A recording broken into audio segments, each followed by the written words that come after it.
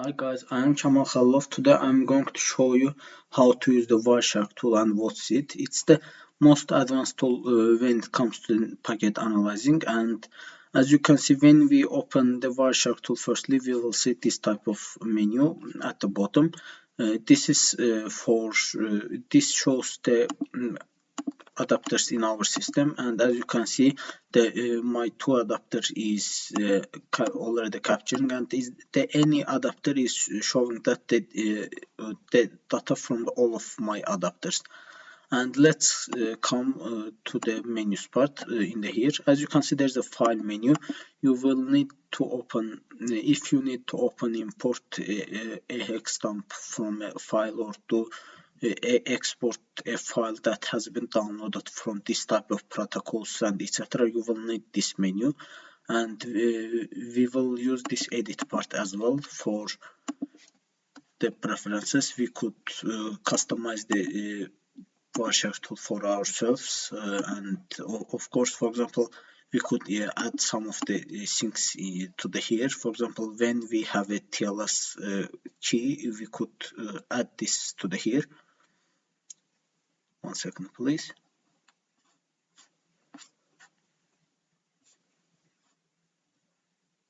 This is the TLS. For example, we could add the RSA key list to the here to decrypt the HTTPS data.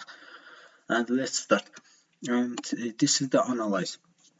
And as you can see, we could analyze the data of the packets. Also, we could follow the stream to not analyze the packet one by one, but look at the whole stream in once. And we could look at the statistics of the protocols and capture the phone calls and listen to them with the telephony part, and analyze the Bluetooth devices, VLAN devices, and etc. And also one of the useful is the credentials part, but not always try to think that this is the correct, because sometimes the credentials menu will not capture all of the packets. I will show an example from the here. This is the telnet capture, and let's come to the TCP stream. As you can see, I can see all of the packets stream in one, but if I just look at all of them, I need to look the data, for example, one by one, and analyze and etc. It will take long. This is the more simple way of it. And now you can see that the password is the user and login is the fake. And let's come to the credentials part. As you see, there's not any credentials that's captured in this whole packet, but even though we could see that there's a password in the here, it means that you need to sometimes do a manual analysis, but sometimes these credentials will work as well. For example, as you see, there's a SMTP protocol username captured in the here. And let's go. This is the filter part, which will be the most useful for you when you use the Wireshark. For example, think that I want just only the telnet protocols to be displayed in this section. I can type the telnet, and as you see, that's all. And there's also the one malformed packet as well. And also you could, for example, you could do just and or signs to make the one. For example, I could do something like that: IP ADDR equals to 1, and that's all. In the here, I want that only the IP address that this 02 is included, and it has on the telnet protocol. Of course, I could do something like that. It means that or, and as you can see, the telnet protocols is also shown, and the IP address, which includes this one, is also shown. And as you see, there's some of the TCP parts as well.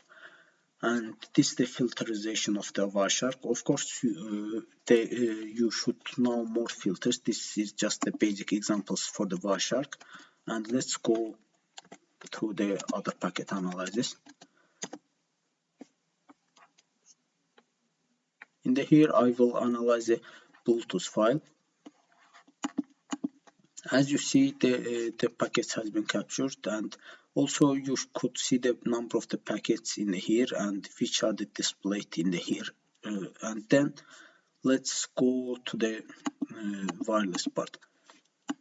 You could see the Bluetooth devices, Bluetooth address, I mean the MAC address and the device name in here also.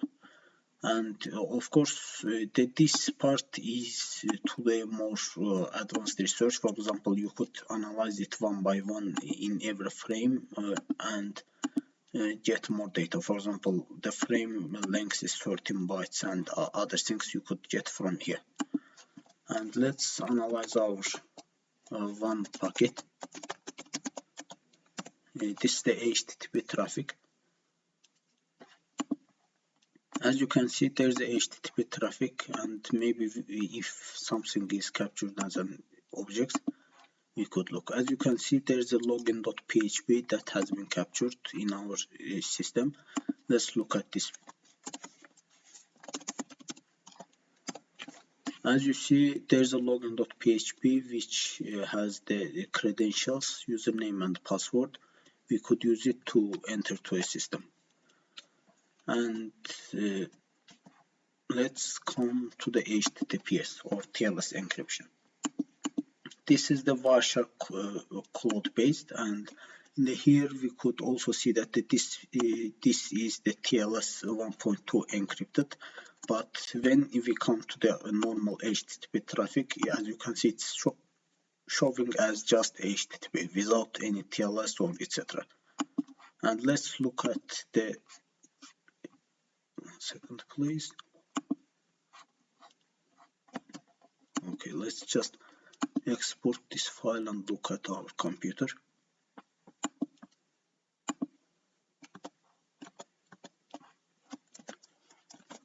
What's the name of the file? It's TLS. Okay.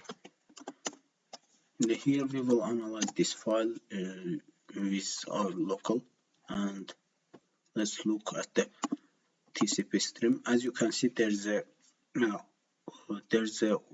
traffic that we cannot understand anything because it is already encrypted with the certificate, and this certificate could be decoded with on the RSA list. As I have told before, in the protocols menu, there is a TLS one. 1 second, please. And that's all. Okay. If we find the server's RSA key, private key, we could import it to here and decrypt this whole traffic and see what's going on this whole traffic. And this is just the basic usage for the Wireshark tool, and thank you for watching.